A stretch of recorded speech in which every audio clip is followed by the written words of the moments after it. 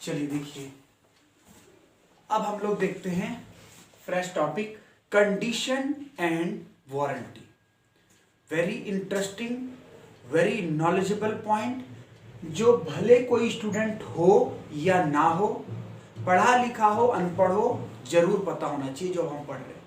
Sales of goods act का सबसे ज्यादा इंपॉर्टेंट टॉपिक है कंडीशन एंड वारंटी, क्योंकि आए दिन आप इस चीज को लेकर के परेशान हैं।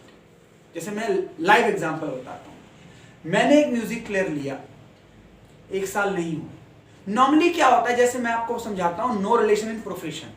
आपको कोशिश करना चाहिए, आपका कितना भी संबंधी हो सेलर, उससे बिल हमेशा ले लो। कितना भी करीबी दुकानदार हो, गली में ही रहता हो, आप उससे बिल जरूर मांगा करो कि भैया मुझे बिल दे दो। उससे बहुत सारी चीजें ना सिक्योर हो जाती हैं आपके लिए। अब मैंने म्यूजिक प्लेयर लिया, मेरे पड़ोसी थे, उनकी दुकान थी, काफी पुरानी थी, अभी मुझे जानते हैं, मैं भी उन्हें जानता हूँ। म्यूजिक प्लेयर ले लिया जी, 5-6 महीने यूज किया, अच्छा चल रहा था। अब पता नहीं उसे क्या हो गया, उसे पावर ही काम नहीं कर रहा, मतलब वो ऑन ही नहीं हो रहा। गली में वो मिले, जा रहे थे शॉप पे, मैं मुस्कुराया, वो मुस्कुराए। मैंने कहा वो थोड़ा सा ना प्रॉब्लम आ गया, उन्होंने कहा भेज देना। मैं खुश हो गया, मैंने कहा बस हो गया, सारे खर्चे बच गए। मैंने दे दिया, उन्होंने मोबाइल नंबर लिख लिया। मैंने कहा अरे मैं आ जाऊंगा, पूछ लूंगा। उन्होंने मोबाइल नंबर लिखा, जैसे बाकी कस्टमर को ट्रीट करते हैं वैसे, मोबाइल नंबर दे जाऊँ, बता देंगे खर्चा वर्चा। 1 दिन फोन नहीं आया, 2 दिन नहीं आया, 3 दिन मैं शॉप पे चला गया। मैंने कहा वो दे गया था, क्या हुआ? करे अरे अरे उसकी ना आईसी फूक गई है, और ये हो गया है, वो हो गया है, उसमें ना 350 का खर्चा होगा। मैंने कहा अभी तो वारंटी पे आपने कहा था ना 1 साल। हाँ वो तो है, वो तो वारंटी तो होती है, बट वो तो सर्विस वारंटी होती है ना, वो अब उसमें पार्ट्स लगेंगे और फिर वो होगा। मैंने कहा अच्छा यार, और 1100 का था, मुझे याद है। That was only 1100 music player, मतलब लोकली लिया था मैंने। अब बताइए 1100 की चीज एक ट्रस्टेड पर्सन से लेना, और इस बात को ये सोच के लेना कि प्रॉब्लम नहीं आएगी, होगी तो अंकल जी देख ही लेंगे, बहुत अच्छे हैं। अब वो 350 के लिए रिलेशन तो खराब हो ही गए। अब से मैं नहीं जाऊंगा उस शॉप पे। और आप भी ऐसे ही करते हो, आप भी ऐसे ही करते हो नॉर्मली। एक बार जो आपको ठग लेता है, या आपको लगता है मैं ठग गया, तो आप नहीं जाते वहां पे, ऐसे ही होता है। अच्छा, तो उन्होंने बोला 350 रुपये। मैंने कहा कहाँ है वो प्लेयर, छोड़ दीजिए, बहुत खर्चा है, दूसरा ले लेंगे। मैंने ये बोल दिया आपसे दूसरा ले लेंगे, नया छोड़ दीजिए। कह रहे नहीं बनवा लीजिए, बढ़िया चलेगा, साल भर कोई प्रॉब्लम नहीं है। मैंने कहा आप हंसाओ मत मुझे, साल भर के अंदर तो प्रॉब्लम हो ही गई, अब नई वारंटी मुझे मत दो। विश्वास उठ रहा है मेरा। अब बिल तब भी नहीं लिया था, बिल अब भी नहीं दोगे आप, ये मैंने मन में बोला, क्योंकि रिलेशन में बिल नहीं मांग सकते आप, तो इंप्रेशन खराब होता है। खैर, तो मैंने उनसे रिक्वेस्ट करी कि वो ना दे दो प्लेयर, मैं दूसरा ले लूंगा आपसे। तो उन्होंने मुझे क्या बोला, वो ना सर्विस सेंटर में रखा, हमारा दूसरा सर्विस सेंटर है। अब पता है दूसरा कहाँ होगा, एक्चुअली ऐसा है नहीं, बट मैंने कहा ठीक है, मैं सुबह आके अगले दिन ले जाऊँ। कह रहे हाँ ठीक।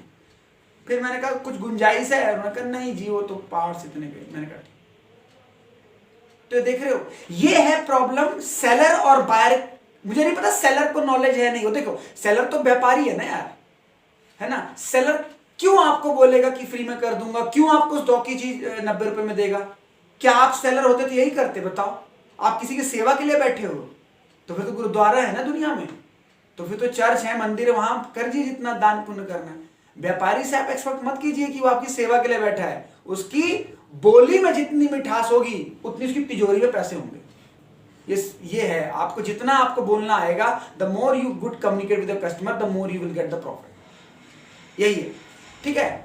अब बात अलग है कि आप एक बार में पकड़े जाते हो, फिर दूसरी बार कस्टमर नहीं आते, लेकिन ज्यादातर सेलर ऐसे ही एक बार पकड़ लो बस, बाकी दोबारा आए या ना आए, हम उसकी बात नहीं कर रहे मार्केट में। अब मैं इस टॉपिक को लिंक कर रहा हूं कि कभी भी आप इस टॉपिक को पढ़ेंगे तो एज ए स्टूडेंट नहीं, आपको इससे नॉलेज मिलने वाली। क्या 2 चीजें होती है, condition and warranty. Condition and warranty दोनों अलग अलग चीजें। कंडीशन पहले समझो क्या होता है।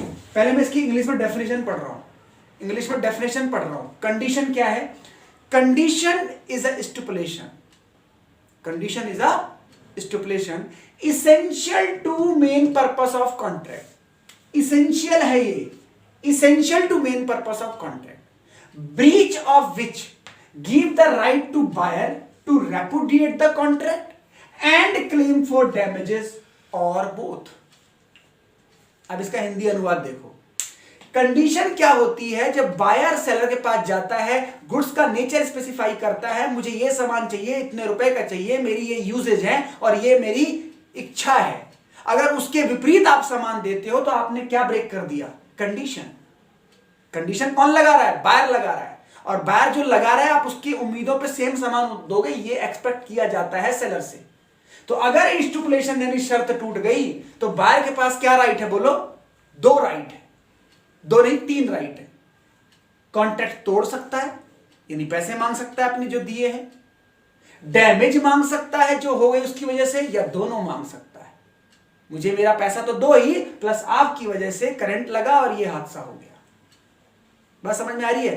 तो condition is stipulation essential to the main purpose of contract, breach of which give the right to the buyer to repudiate the contract and claim for damages and both. Condition समझ में आ गई पूरी तरीके से? वारंटी पे आइए।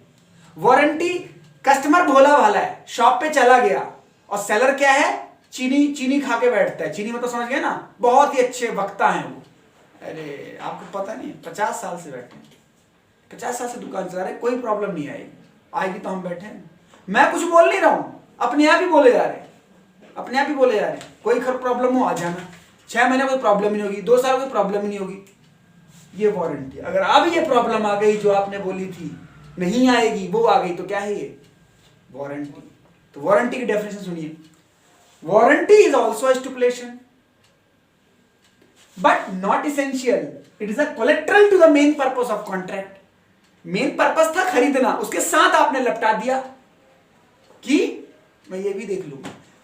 Collateral to the main purpose of contract, breach of which give the right to the buyer to claim for damages only. To claim for damages only. यहां पे repudiate कर सकते हो आप? No.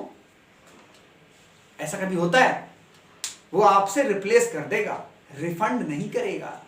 रिपेयर कर देगा, रिफंड नहीं करेगा। और आजकल तो कंडीशन भी क्या मान लेते हैं लोग? सिर्फ बायर की अनअवेयरनेस की वजह से कंडीशन भी क्या चली गई आजकल?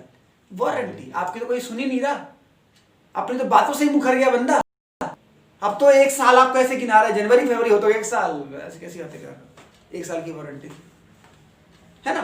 तो कोलेट्रल है, डैमेज ले सकते हो।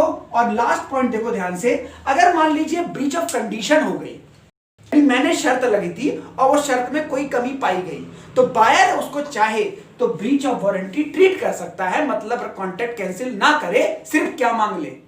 डैमेज मांग ले, बख्श दे सेलर को, ऐसा कर सकता है। बट वारंटी में ऐसा नहीं है। क्या ब्रीच ऑफ वारंटी को ब्रीच ऑफ कंडीशन मान लोगे? वो तो वारंटी है ही, कंडीशन तो है ही नहीं वारंटी। ठीक है ना? बात समझ में आ गई? यहां तक आपको समझ में आ गया? बोलिए, चलिए आगे। अब हम देखते हैं, लॉ ने हमें कुछ बताई हैं implied condition and implied warranties. Implied का मतलब समझिए पहले क्या होता है। जब हमने पढ़ा था नेचर ऑफ कॉन्ट्रैक्ट, तो वहां हमने पढ़ा था एक्सप्रेस और इंप्लाइड। रिकॉल करो फटाफट। एक्सप्रेस का मतलब होता है जिसका प्रूफ है, लिखित प्रमाण है। इंप्लाइड का मतलब होता है आपने ऐसी एक्टिविटी करी जिसका सबूत सिर्फ आपको और मुझे ही पता है। ओए कल तूने आंख मारी थी, इंप्लाइड है वो। समझा कि इंप्लाइड का मतलब है मैं मान के चलूंगा कि ये तो यार हो गई ऑब्वियसली, मैं पढ़ा रहा हूं आपको, मैं पढ़ा रहा हूं, तो व्हाट इज इंप्लाइड कंडीशन? कि भाई मुझे ये सब्जेक्ट आता है तभी पढ़ा रहा हूं ना, और आप भी यही मान के चल रहे हो कि भाई लॉ आता है तभी पढ़ा रहे हैं। पता ये ना चला कंडीशन वारंटी पढ़ाई, अब यहां से देख लेना यहां तो मैंने पढ़ा नहीं। ये इंप्लाइड कंडीशन है। कुछ चीज हम मान के चलते हैं, लॉ प्रिज्यूम करके चलता है कि ये आपसे अपेक्षा करी जाती है मार्केट में। तो क्या है इंप्लाइड कंडीशन? देखो बड़े शॉर्ट में समझाऊंगा, फिर आप डिटेल से पढ़ लेना, ठीक है ना। टाइटल, जिस चीज को बेच रहे हो उसके आप मालिक हो, ये मान के चलेंगे, ठीक है ना। टाइटल मतलब मालिकाना हक आपका ही होगा, चाहे आप बोलो या ना बोलो, उसको लिखने अलग से लिख के देने की जरूरत नहीं है। सैंपल, जो सैंपल दिखा रहे थे दुनिया को कि मैं ये सामान बेचता हूं, जो ओरिजिनल सामान बेच रहे हो वैसा ही होगा। क्वालिटी और होलसमनेस, और भी बहुत सारे एग्जांपल है। होलसमनेस का मतलब क्या होता है? एक होल चीज में छोटा सा पीस दिखाया और बोला ले लो, और जब लिया उल्टा फंस गया। तो हम अपेक्षा क्या करते हैं, जो होलसमनेस में पार्ट दिखाया, बाकी सामान जो दिया वैसा ही होना चाहिए। आप कभी मोबाइल शॉप में जाओ, डमी रखते हैं वो लोग, या कभी आप लाला जी की दुकान में जाओ, चावल कैसे दिखाते हैं आपको, हाथ में लेके ऐसे 5 चावल दिखा रहे, देखिए बासमती। होलसमनेस में से थोड़ा चीज दिखाते हैं। अब जब बाकी बासमती लाओ तो बासमती होगा ना, वो दांतमती तो नहीं होगा ना, पर दांती खराब कर दे। होलसमनेस समझ में आ गई? ये इंप्लाइड कंडीशंस हैं। वारंटी कौन सी इंप्लाइड है? पोजेशन। हम मान के चलते हैं जिस चीज का आप कॉन्ट्रैक्ट कर रहे हो उसका पोजेशन आपके पास होगा। ऐसा ना हो अरे यार तू लेने आ गया, यार अभी तो मंगाना पड़ेगा। या दूसरी बात, पोजेशन कैसा होना चाहिए? ट्रू पोजेशन होना चाहिए, किसी की हड़पी हुई सामान नहीं होना चाहिए। नेचर क्या मतलब, जो यहाँ पे डॉक्टर की बात मैं कर रहा हूँ, फार्मासिस्ट की बात कर रहा हूँ कि जो गुड्स आप सेल कर रहे हो उसका नेचर आप या तो बता दोगे या उस पर लिख दोगे। तभी आप देखो हमेशा मेडिसिन पर लिखा होता है keep away from the children, please refer medicine only with the reference of general physician, यानी डॉक्टर की परामर्श के साथ ही दवा खाएं। और कई मेडिसिन तो होती ही ऐसी हैं जो बिना डॉक्टर के प्रेस्क्राइब के आप केमिस्ट से नहीं ले सकते। नॉर्मली क्या होता है, हम जाते हैं भैया वो पत्ता दिखा देते हैं, भैया वो वाली है क्या, दे देता है। लेकिन देयर आर सम मेडिसिन जिसमें प्रिस्क्रिप्शन बिना आपको नहीं देगा, दे देता है तो बात अलग है, फिर वो वारंटी तोड़ रहा है। नेचर डिस्क्लोज करो।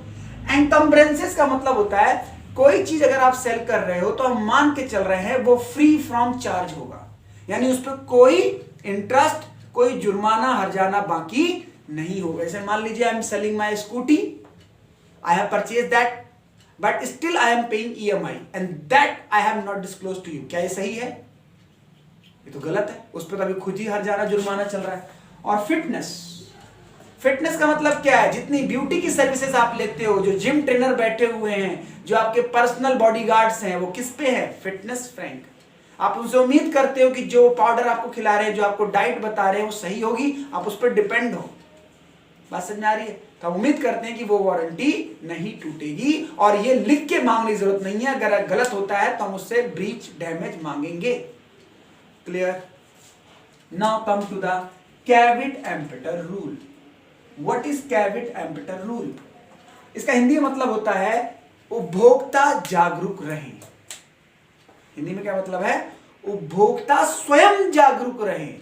और इसका ऐड भी आता है टीवी में, जागो ग्राहक जागो। जैसे मोदी जी ने आजकल क्या बोल दिया, मान लीजिए एग्जांपल, आत्मनिर्भर भारत। आत्मनिर्भर का मतलब वो कहना चाह रहे हैं कुछ कंडीशंस ऐसी हैं, वो ऐसी परिस्थिति आ चुकी है कि आप अपने आप को सुरक्षित रखिए। दवाई नहीं है अभी हमारे पास, डॉक्टर्स भी ज्यादा कुछ इसमें एक्सपेरिमेंट नहीं कर सकते, रोजगार नहीं है, आप कुछ कीजिए, मतलब एंटरप्रेन्योरशिप स्किल के हिसाब से काम कीजिए। दिस इज कॉल्ड आत्मनिर्भर। तो इसलिए मैं यहां पे भी सेल ऑफ गुड्स एक्ट कह रहा है कैविट एम्पेटर, उपभोक्ता स्वयं जागरूक रहें। सेलर आपकी भलाई के लिए नहीं बैठा हुआ है, he is for earning business, he is for earning profit, he is for earning some money, and money will not be earned by the donation and charity, right? वो तभी आएगा जब आप 10 का सामान 15 में बेचोगे। बात समझ में आती है? तो कैविट एम्पेटर तो बस इतना सही था, जागो ग्राहक जागो, उपभोक्ता स्वयं क्या रहे? जागरूक रहे। लेकिन इसकी लॉ ने क्या दी है? एक्सेप्शन, जो एग्जाम में आती है। एग्जाम में क्वेश्चन क्या आता है? What is caveat emptor rule, फिर उसको मीनिंग समझाओगे, फिर पूछता है व्हाट आर इट्स एक्सेप्शन, मतलब ये अपवाद यहां लागू नहीं है। यानी यहां पे कौन जिम्मेदार होगा बताओ? सेलर जिम्मेदार होगा, गलत किया उसने। यानी वहां पे उपभोक्ता का जागरूक रहना जरूरी नहीं है। अब ऐसा नहीं वहां के पट्टी बांध के जा रहा है भाई मेरे को लूट ले, नहीं, ऐसा नहीं है। प्रोटेक्शन दिया गया कंज्यूमर को। क्या बोलता है? क्वालिटी को लेकर के अगर सामान लिया तो सेलर जिम्मेदार है। ब्रांडेड सामान लेते हो तो ब्रांडेड लेते ही क्यों हो आप? कहीं ना कहीं आपको विश्वास है कि वापस हो जाएगा, खराब तो निकलेगा नहीं। डिस्क्रिप्शन, आपको एक बंदा डिस्क्राइब कर रहा है कि मैं TCA हूं, मैं ये पढ़ाता हूं, मेरा पास्ट रिजल्ट ये रहा है, मेरा कोई बच्चा फेल नहीं हुआ, आप भी पढ़ लो भाई, मुझे भी पास करा दे। और यूजेस का मतलब होता है, हम मान के चलते हैं जो बाहर उस गुड्स का यूज है, जो अन्य चीजों में सामान जैसे यूज होता है, आप जो सामान दे रहे हो ऐसे ही यूज मैं भी कर पाऊंगा। और लास्ट है फ्रॉडलेंट, अगर नेचर सेलर का है तब तो कैविट एम्पेटर अप्लाई ही नहीं हुआ। बात समझ में आ रही है? तो all these cases are covered under exception rule. And अब आप ध्यान से समझो, एक्सेप्शन कहीं ना कहीं वही तो हो गया, कंडीशन एंड वारंटी इंप्लाइड। जहां लॉ ने इंप्लाइड कंडीशन इंप्लाइड वारंटी बताई थी, वही तो आ गई एक्सेप्शन में, कि इन केसेस में हम क्या मानेंगे, उपभोक्ता की जिम्मेदारी नहीं है, आप जिम्मेदार हो उसको प्रोटेक्ट करने के लिए। क्लियर? तो this is the whole discussion of condition and warranty, right? इसको नोट करो अब और आराम से पढ़ो अपनी बुक से, जो भी आपके पास बुक है, राइट? Thank you.